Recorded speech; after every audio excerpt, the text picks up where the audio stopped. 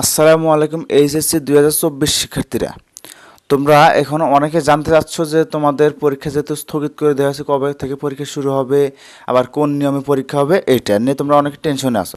তবে তোমাদের জন্য শিক্ষা বোর্ড থেকে নোটিশ প্রকাশ করেছে, সেই নোটিশটা আমি তোমাদের মাঝে তুলে ধরার চেষ্টা করছি এবং তোমাদের যে আরও পরীক্ষা স্থগিত যাবে কিনা এ বিষয়ে নিয়ে কথা হবে।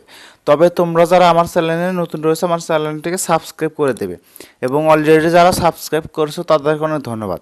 এবং তোমাদের শিক্ষা বিষয়ক যে কোনো পরামর্শ পেতে আমার এই স্ক্রিনে দেওয়া হোয়াটসঅ্যাপ নাম্বার যোগাযোগ করতে পারো।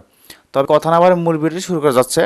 তোমাদের এখানে যেহেতু আগামী তোমাদের 26 তারিখ পর্যন্ত তোমাদের সকল পরীক্ষা স্থগিত করা হয়েছিল, যে এরপরে তোমাদের পরীক্ষা নেওয়ার কথা ছিল, কিন্তু তারা আবারও যে আগামী 28/7/2024 তারিখ থেকে 1/8/2024 তারিখ পর্যন্ত, অর্থাৎ এই আগামী 28 তারিখ থেকে 1 তারিখ, অর্থাৎ এই 5 দিনে যে সকল পরীক্ষা আছে সেটাও তারা স্থগিত করে দিয়েছেন। অর্থাৎ 1 তারিখের, এই আগস্টের 1 তারিখের আগে তোমাদের কোনো পরীক্ষাই হবে না।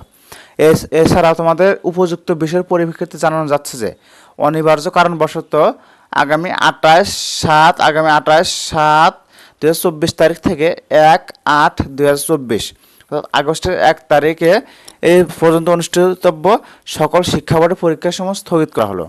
স্থগিত হওয়া পরীক্ষার পরিবর্তিত সময়সূচি বিজ্ঞপ্তির মাধ্যমে জানিয়ে দেওয়া হবে, অর্থাৎ পরবর্তী নতুন নোটিশ এবং রুটিন দিয়ে সেটা তোমাদের জানিয়ে দেওয়া হবে যে কবে কীভাবে কয়টার সময় পরীক্ষা নেওয়া হবে।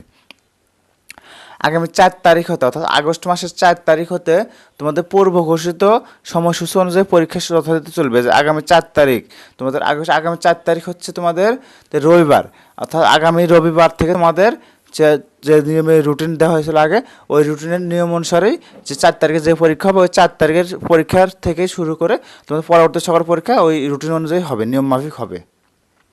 এবং তোমাদের যে সকল পরীক্ষা স্থগিত হয়েছে এই সকল পরীক্ষা নিয়ে তোমাদের টেনশন করার কোনো দরকার নেই। পরবর্তীতে যদি আমরা কোনো আপডেট পাই যে কবে পরীক্ষা নেওয়া হবে, কীভাবে নেবে তারা, আমি তোমাদের জানিয়ে দেওয়ার চেষ্টা করব।